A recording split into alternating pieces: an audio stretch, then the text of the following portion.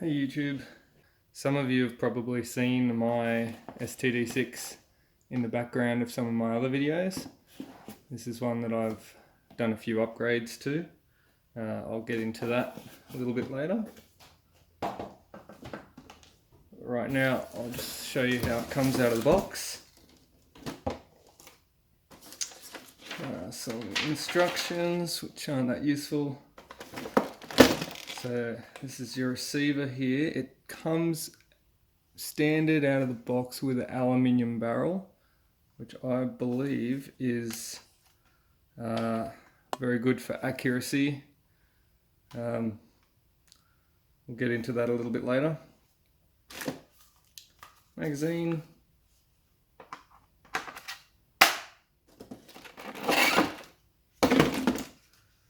The fishbone goes on the front here, just got to slide it on and twist. And then the stock on the back. This is there's some weight in this.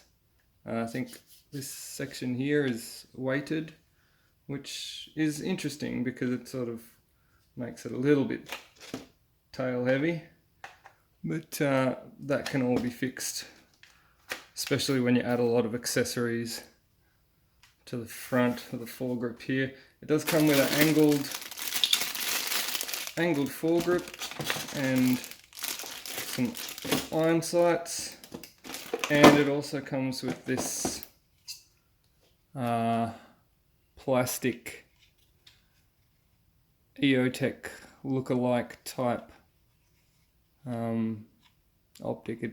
It literally does nothing. That's it. There's nothing there.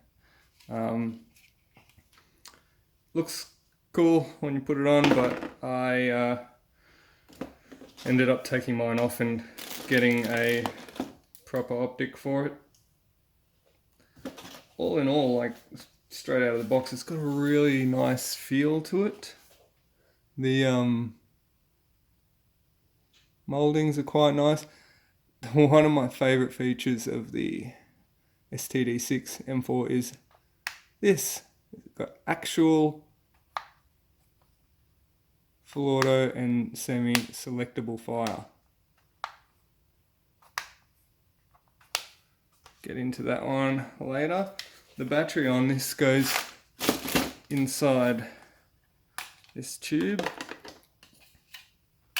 It takes a 11.1 volt 3S LiPo battery straight out of the box, which is another thing I like about this rifle.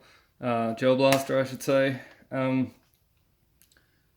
Fresh out the box, aluminium barrel, 11 volt LiPo, and obviously motors and gearbox that can handle the 11 volt LiPo straight away. So if you're thinking about upgrading it to an 11 volt, you don't have to worry because it's already done.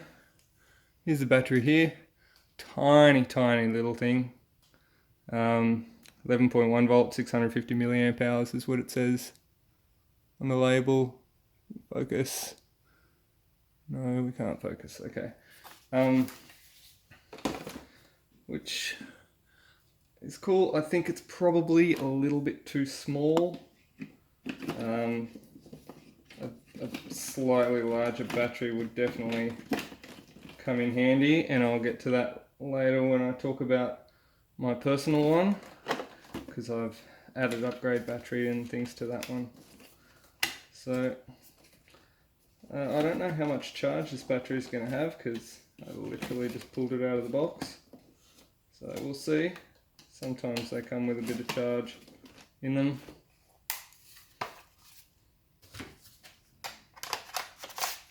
Stock on the back is adjustable. There's several, I think five or six different positions, which is nice. You can also adjust this cheek rest, but I find it's probably best sitting just down where it is. The charging handle is the actual charge. Charges the mag, runs the balls all the way up this tube into the chamber. It also opens the ejection port a little bit so that you can, I guess, inspect if you've got any gel balls broken in there. Comes with this suppressor looking thing as well. It's doesn't really do anything, it's just a tube, but yeah, it's there for looks. Alright, so this is the semi function. Okay, so straight away I can see it's got a battery gauge here, and I can see that the battery isn't very well charged. Only got 3 lights on there, but it should be enough for just testing here. So this is the semi function. Watch this. Pay attention, JM owners.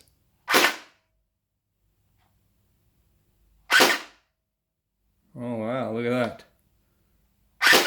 Semi-automatic. Then you get fully auto, obviously. Interesting about this blaster as well, it's got a little potentiometer here to adjust the fire rate, so you can go from slow to fast or anywhere in between. And yeah, all in all, it's a pretty nice looking blaster. It feels nice. It's got some sort of coating, some matte rubbery sort of feeling coating on it, which gives it a nice feel. It does have, as I said, it comes with a forward grip as well, angled foregrip under here, which I haven't fitted yet. But I'll whack all that stuff on and then we'll take it out to the range and give it a bit of a test firing. Some of you that were paying close attention when I powered the blaster on may have noticed that one of the LEDs on the power meter wasn't working, so I'm going to have to fix that. So I thought I'd take this opportunity to strip it apart and have a look inside the blaster. So this is your basic gearbox. You've got your red motor there. I'm not sure the exact specs of the standard motor, but it does handle 11.1 volt battery, so it's pretty decent. I think these gears are nylon, so they're reasonably tough. This is the little circuit board for the battery gauge. I don't know if you can see next to the letter D there. Where are we? Just here. Some horrible Chinese soldering. I mean, these things are manufactured very cheaply, and that's what you get, I guess, but that's not a drama. I can fix that up really easy. Down here is an interesting feature of this blaster while I've got it apart. This is actually what allows you to have semi-auto and auto fire. It's basically just a small circuit board in there, which when switched into the appropriate position allows it to only fire one round. Which actually brings me to probably my first gripe about this blaster. This is where the battery plugs in here, and this is your power lead down here, and it goes onto this circuit board here, which means that this FET is constantly powered whenever the blaster has a battery connected to it. So there is a switch up here which allows you to turn on the blaster. That's connected to your semi and auto selection switch, but that switch connects in here somewhere. I think it's one of these anyway. And even when that switch is switched off, this battery is always connected, and so it's always powered. You cannot switch this blaster off. So if you leave the battery connected to it and put the blaster in storage for a while, you will kill your battery. That's my first gripe with this blaster, because a lot of the other blasters, when you switch them off, it actually disconnects the battery from the circuit, and therefore it won't kill the battery when they're switched off. This one, not the case. If you leave the battery in it, it will die. That's how it is, unfortunately. Anyway, I'm going to solder this, I'm going to fix this circuit here, and then we might get out to doing some testing. Alright, all back together again. Good as new. In fact, better than new. I often do get people asking me, oh, why would I buy a blaster off of you when I can get them $20 cheaper on eBay or whatever. And that, my friends, is exactly why. Because these are manufactured cheaply to a price point by people who aren't necessarily bad at their jobs. They just have a quota to meet, so they wouldn't care if they dropped a screw or didn't 100% do a good soldering job. They just got to pump it out and get the next one rolling. But, like, you know, that being said, these are, or can be, a very nice quality product when, you know, given the once over properly with proper quality control. They definitely are a very nice blaster and a very nice toy. The same can be said for all of the Chinese manufactured blasters. I haven't seen one yet that hasn't had some sort of little minor flaw that I've had to fix up. And I do, you know, a once over and a fix up of every single blaster that comes through here. So, you know, what's a little bit more for peace of mind, really. All right, now enough talking. Let's get this thing to the range, do some shooting.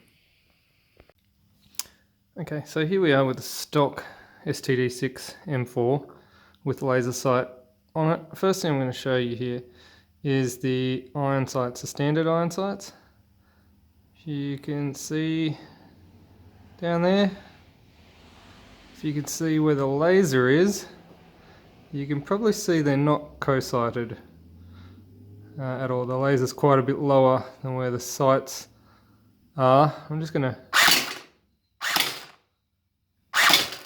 So the laser's shooting relatively accurate. This is quite close, but you can see that it's a fair bit lower than where the iron sights are pointing. So standard, it shoots quite a bit lower than where the iron sights aim, which was something that I wasn't particularly fond of. I'm gonna move back a bit now and attempt the same test.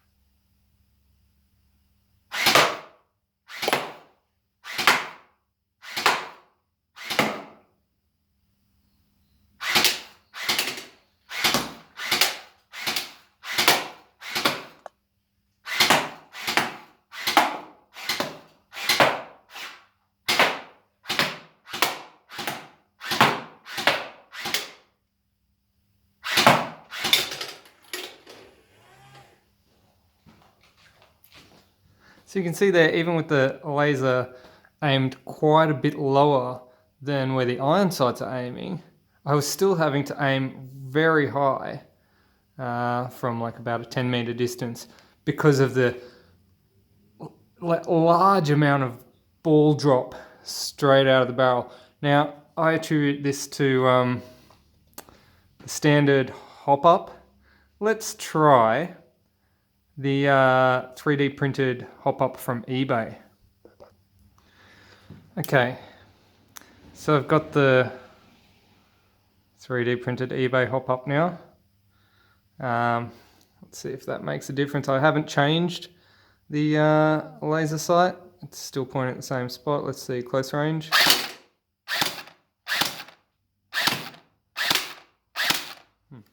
Try from this side, I'm shooting at an angle.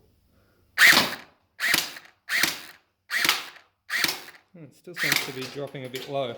I'm gonna take a few steps back to about 10 meters and then we'll try again.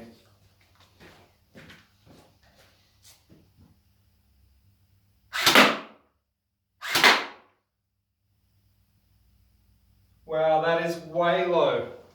That is way low. I don't know if you could see that, but I had the laser pointing at these targets and I was actually hitting the box at the bottom there. Let me try this again.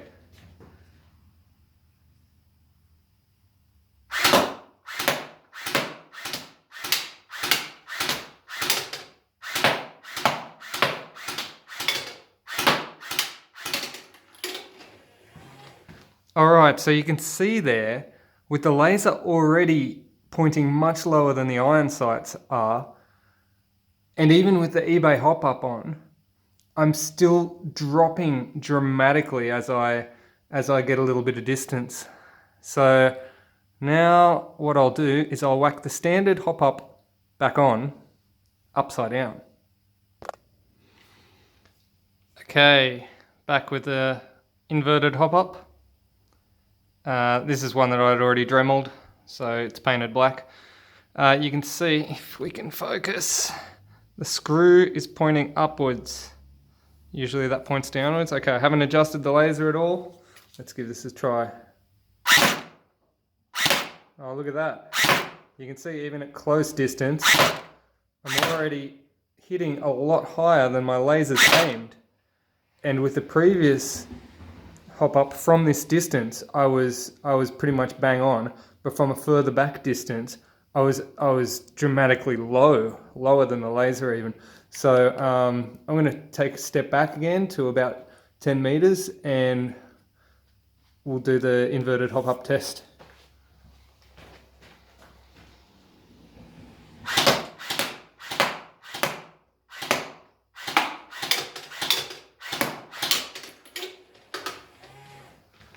So if you saw that, I was actually aiming lower down here in order to hit the sights.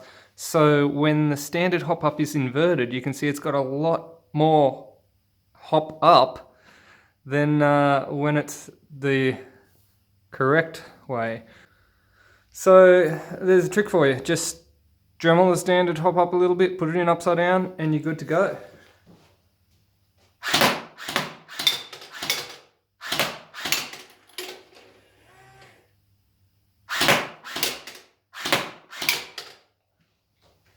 Incidentally, with the standard hop up, let me see here.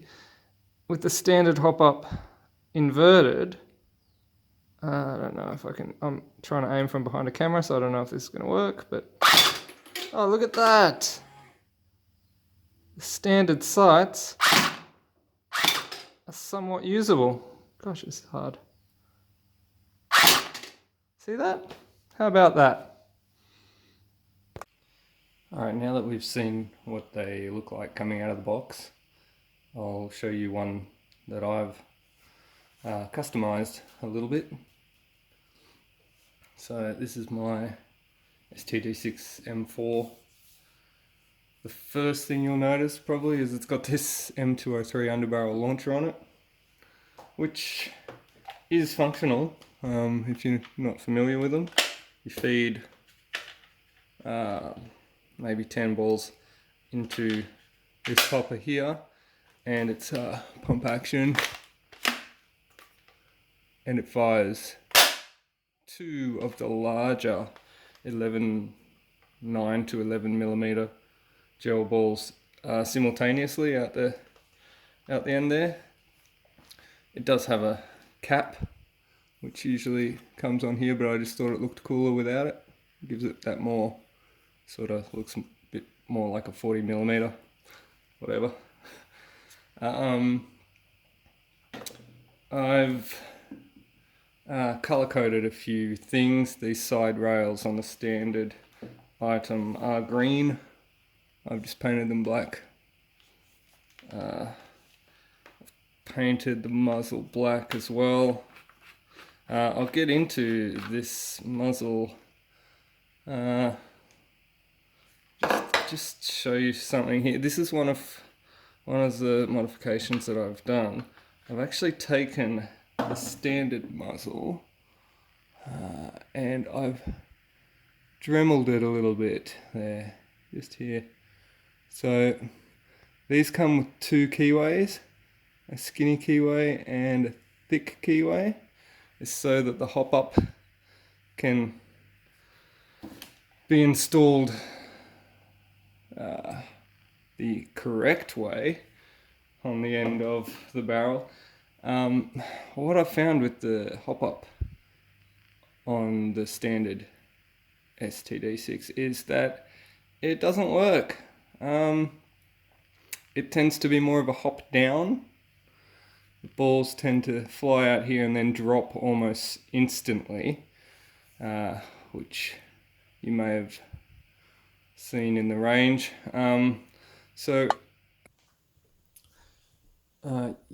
You can actually buy these things off of eBay. They're a 3D printed hop-up. I don't know if I'm doing it wrong or what, but that doesn't work either. Seems to send the balls straight to the ground after they've left the barrel. What I have found does work is if you get a Dremel or a file and just file the thicker key on this. Okay, focus. If you file the thicker keyway, not the keyway, the key, skinny, so that you can fit this one upside down, I found that that works quite well. So you put this in the incorrect way and turn it so that the screw is facing upwards. Usually the screw points downwards, and that barrel fits in upside down once that key's been filed a little bit, and I found that that makes it 100 times more accurate. The difference is night and day. But while I'm here, I'll just go through a few more little additions that I've got. I've got flashlight, or torch as we say in Oz, on the side there, which is good for kicking around the yard at night. The plastic sight that came with the blaster I've actually taken off and fitted a similar looking sight because I wanted to keep the same look, but this one is actually a proper holographic optic, so that's cool. See that?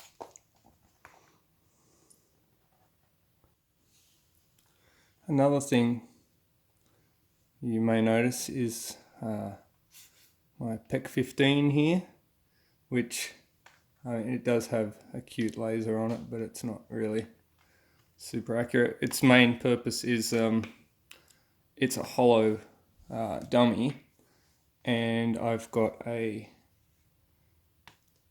3S LiPo pack inside there, and I've terminated that with a plug here and installed a socket just on the side of the blaster there, so that can plug in there, and that can run in parallel to the stock battery, or it can actually take the stock battery off and it will function just like that as well. That was one of the things I wasn't fond of with the stock battery. It is quite small inside there. It's quite small, and it didn't last for me more than 1 or 2 mags. An interesting thing to note, this is the tube from the one that I've just got out of the box. It doesn't have an end cap, So you could potentially have a much longer battery in here if you wanted to upgrade the battery inside the standard tube. You could push the wires down there. You could have it like there's enough space in there to have a much longer battery, and you could always have a little bit just sort of sticking at the end of the tube, and that would somewhat be concealed by the stock. When you put it on, you wouldn't really see it. So that's, I don't know if that's a new version update that they've done, but the tube on mine has solid end cap, so you can't have a longer battery in that tube. Just something that I did note about the newer version that I got. So that's, I don't know if that's an upgrade or just some part of manufacturing that's slightly different. Either way, I like having the larger battery up front here. It's lasts quite a bit longer with that battery in it. That I do have a totally upgraded gearbox and motor assembly, which I put into this blaster for a short time. Here it is here. So it's got the pink motor, and I believe these are upgraded gears. At least I purchased them as upgraded gears, so honestly can't tell the difference myself. And yeah, I took it out. I ran it in the blaster for maybe a few days, and yes, it was super fast. The fire rate was ridiculously fast. Too fast for me. I contacted the seller and I'm like, is there a way I can slow this thing down? And he's like, what? You want to slow it down? My biggest issue was that the cool thing about the STD6 is that it actually has a functioning semi switch, and when you put this fast motor in, that doesn't work anymore. Your semi becomes maybe a 2 or 3 shot burst because it's such a fast motor. It also it introduces some other interesting little quirks, but yeah, I guess it depends on what you're doing. If you just want to spray a lot of balls downrange, then that's cool. But for what I want, no, I want like an accurate single shot. That's what I'm aiming for. And I think just the standard box in this with the hopup upside down, it does a great job. I'm gonna very shortly take this out and give you a demonstration of the accuracy of this rifle. Okay, so I'm out at the range now with my modified STD6. As you can see, it's more or less spot on. Only actual firing modification is the inverted standard hopup. I'm shooting from the shoulder at about 10 meters away. It's usable, it's good. It's pretty accurate blaster. One of my favorites. Not the most powerful, but gets the job done, and it's nice and accurate. I really do love the semi-auto single shot. Don't forget to subscribe to my channel, and I'll hit some more reviews up later on. Alright, have a good one. Catch up.